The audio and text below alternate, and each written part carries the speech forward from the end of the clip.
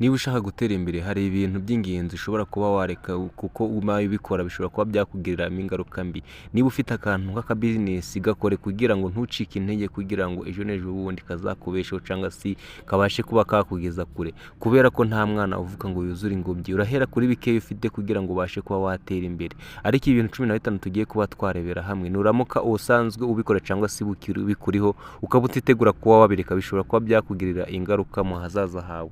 Niyo mpamvu tugiye kuba twarebera hamwe ibintu 15 bishobora kuba byakugiraho ingaruka utabashe wabikura mu buzima bwawe. Rero ni ngombwa kugira ngo ibi bintu tugiye kuba twarebera hamwe ubikure mu buzima bwawe, ubundi utangire ubuzima bushasha ufite intego runaka. Hari abantu benshi baza bari guca intege, abandi bakubwira byinshi bitandukanye, ariko bimwe by'ingenzi 15 tugiye kuba twarebera hamwe, ibi bintu bikurikiza uzanshimira nyuma.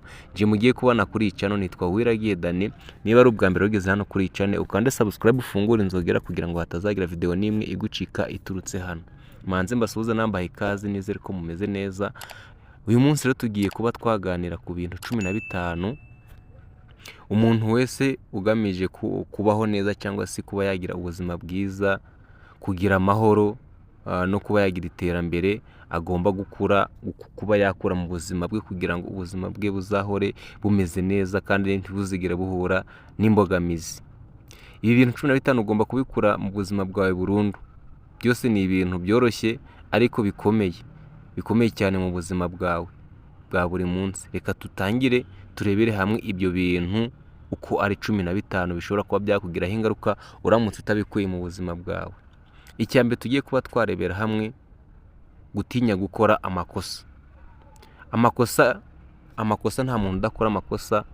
Amakosa ni ishuri rikomeye. Iyo utinya kwibeshya cyangwa se gukora amakosa, uba wirukanye amahirwe yo kwigana cyangwa se yo gutera imbere, kubera ko iyo ushinze business ukavuga ati ngiyewe nteganya kuzahomba cyangwa se nahomba ndamutse ngize business nshinga, menya yuko ayo ari amahirwe uri kuba wakwirukana.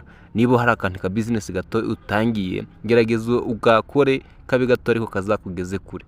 Icya kabiri tugiye kuba twarebera hamwe muri ubu buzima ushobora kuba wakwikuramo kugira ngo ubashe gutera imbere cyangwa se ugire imibereho myiza, kugenzurwa n'ibitekerezo by'abandi. Niba umuntu buri wese ashaka kugira inama ya runaka ati kora ibi, ugasanga utangiye gufatanya ibintu byinshi icyarimwe, menya yuko niba nta na kimwe uri guhitamo ushobora kuba wakora, byose ukabitangira icyarimwe, menya yuko nta hantu ushobora kuzagera. Abantu bazahora bavuga bakubwira ibintu byinshi bitandukanye.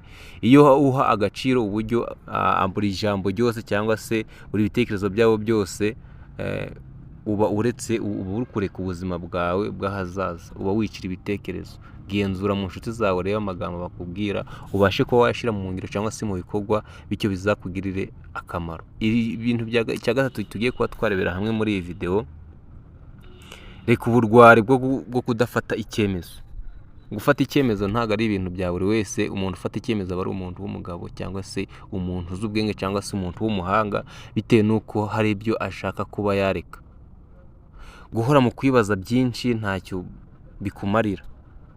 Kora ufata icyemezo runaka, naho ubundi ejo bizaba byarangiye udakoze. Nutangira kuvuga ati njewe ndafata umwanzuro uyu munsi nzawufata ejo, ahubwo ejo niho nshobora kuzatangira. Ahubwo inama nakugira, tangira uwo munsi ariho utangira guheraho kugira ngo nejo uzakomerezeho. Ikintu cya kane tugiye kuba twarebera hamwe, reka kwibanda ku bibi gusa. Ureke gutekereza ku bintu bibi byakubayeho cyangwa se ku bantu bakugiriye nabi cyangwa se ku bindi bintu bitagufitiye agaciro. Ahubwo niba uzi neza ko ibintu ari bibi, wabyemera utabyemera, bivane mu buzima bwawe. Vana ikibi mu buzima bwawe, gabanya kubitekerezaho, kubera ko nugumya kubifokasingaho ubitekerezaho ntago bizakuzanira ingaruka nziza, ahubwo ikizavamo ni ikintu kibi. Reka dukomeze ku nama ya 5 nabagira. Niba ushaka kuba watera imbere cyangwa se kuba hari aho ushobora kuba wagera kure, ikuremo guhora ugereranya ubuzima bwawe n'ubw'abandi. Niba kana karateye imbere, wumve ko nawe ushobora kuba uri kumuyingayinga cyangwa se kumugwa mu ntege. Ahubwo niba ufashe umwanya wo kuba wabara ibintu kana kafite, ahubwo wetekereze ku gaciro kawe ufite, hanyuma ubone kuba watera imbere cyangwa se ufokasinge ku byawe n'ahazaza hawe ushobora kuzageraho, utangire uhubake hakiri kare. Nutangira kwigereranya ubuzima bwawe n'ubw'abandi, menya ko icyo kintu uzaba wacije. Nicyo gihe rero kugira ngo ubikure mu buzima bwawe. Ndashimira n'umuntu wambwiye kino gitekerezo, umuntu wansabye izi nama. Nizere ko iyi video agomba kureba akayigeza ku musozo kugira ngo abashe kuba yasobanukirwa ibi bintu ko ari 15 by'ingenzi bishobora kuba byamugirira akamaro. Burya abantu bahora mu bihe bitandukanye, wibanda ku ngendo, wibande ku rugendo rwawe cyangwa se ku buzima bwawe, nibyo bishobora kuba byakugirira akamaro. Twihuze cyane, turagera ku nama ya 6, guhora wibuka amakosa y'ejo hashize. Iki kintu ni ingenzi cyane, ukumva nibyo ushaka kwibandaho aho kugira ngo fokasinge ku buzima bw'ahazaza ugiye kuba wakora cyangwa se ku buzima ugiye kubaka ejo n'ejo bundi uziteza imbere, uteze n'imbere umuryango wawe, ugatangira ukibanda ku makosa yagiye arashira. Niba business zamuye business igahomba, ugahora uri kuyibuka ukananirwa kongera kubura umutwe kugira ngo ubashe kuba wakwiteza imbere. Ibi bintu nabyo bigabanye, ntabwo ari byiza kubera ko bishobora kugushira mu kaga.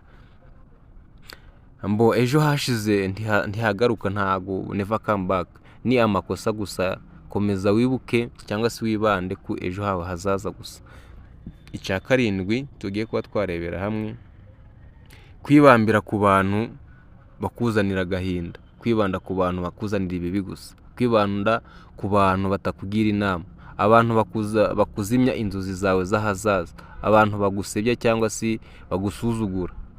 Ntibakwiye umwanya wawe mu buzima bwawe haba na gato. Iki kindi nacyo ugomba kuba wakizirikana, gutekereza ko byose bigomba kuba byoroshye. Niba wumva gutangira business ukabona akana kari aho yageze, ukumva wowe nawe ushobora kuba wagira ikirenge muke, ukumva kuba yarabigezeho ko ari ibintu byoroshye.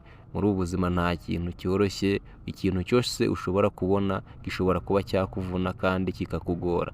Rero iguremo kuba wabona ibintu mu buryo butari bwo ko byoroshye, ahubwo tangira ugerageze, niho uzabona yuko byoroshye cyangwa se ko bikomeye. Ubuzima muri ubuzima turimo burarwanirirwa, nta cyiza kibaho cyoroshye. Niba ushaka kugera ku byiza uzavunika. Gukunda ibintu kurusha abantu niyo nama ya 9. Niba ukunda ibintu kurusha abantu, menya yuko utakwigira aho utagira aho ugera. Menya yuko nta hantu ushobora kuba watera intambwe cyangwa se wazamura umutwe. Nutangira gukunda ibintu cyane, abantu ukabashyira ku ruhande, umenye ko ibintu bishira ariko abantu ntago bakuva ufite inshuti nzima. Ibintu birashira ariko abantu nibo basigara iyo ibintu bimaze gushyira. Jyawe hindura ibyo ukunda kugira ngo ubashe kugenda neza muri ubu buzima. Inama ya 10 tugiye kuba twarebera hamwe, kwigira nyamwigendaho buri gihe. Niba wumva yuko nta muntu ukeneye ubufasha bwe, aho ngaho uribeshye. Tangira kugira inshuti zawe zikugira inama, we kumva waheranwa nawe wenyine. Nta mutumwe, nta kuntu bajya bavuga mu Kinyarwanda ko nta mutwe umwe wigira inama ahubwo wifasha gusara. Ubwo rero shakisha inshuti zawe cyangwa se abavandimwe bawe mufatikiranye, cyangwa se inshuti zawe mureko mwatera imbere. Wikwigira nyamwigendaho. Nta muntu wigira wenyine, ubuzima ni ubufatanye. Icya 11 tugiye kuba twarebera hamwe, kudashimira ibyo ufite. Niba ufite aka business kawe, ni byiza kuba wafokasinga ku iterambere ryawe, cyangwa se ko hari ibindi byinshi ushobora kuba wageraho, ariko ku byo ufite nanone menya yuko hari abatabifite. Iki kintu nacyo rero gikure mu buzima bwawe, kudashimira ku byo ufite, ahubwo shimira duke ufite, umenye yuko hariho n'abandi batabifite. Iyo udashimira bike ufite, nta byinshi uzabona bizakuzanira ineza. Cya 12 tugiye kuba twarebera hamwe, guhora mu bitotsi byinshi, ukukunda kumva gusinzira ukagenda ubyuka saa 4, saa 5, saa 6, mu gihe abandi babyutse kare bagiye gukora ukigumira muri ibyo. Menya yuko naho nta hantu uzagera. Kuryama cyane bisubiza inyuma intego zawe. Tekereza ku nzozi zawe n'imirimo yawe ushobora kuba wageraho kugira ngo utangire iterambere ryawe. Icya 13 tugiye kuba twarebera hamwe, ushobora kuba wakora muri ubuzima cyangwa se mu mutwe wawe kugira ngo utere imbere. Amagambo mabi n'umujinya udafite impamvu bigabanya, byangiza imibanire n'abantu. Menya kuvuga amagambo meza kandi amagambo yiyubashye, umenye n'aho uyavugira n'aho uherereye. Ibi ngibi bizakuzanira urukundo no kugira discipline. 14 tugiye kuba twarebera hamwe kureka amahirwe. Kureka amahirwe kubera ubwoba. Twatanye twagikomojeho, ariko niba ubonye amahirwe yafatikiranye bigishoboka, kubera ko ayo mahirwe ubonye uyu munsi ejo n'ejo bundi ushobora kutayabona. Inama nakugira rero, yafatikiranye mu gihe ugifite ayo mahirwe.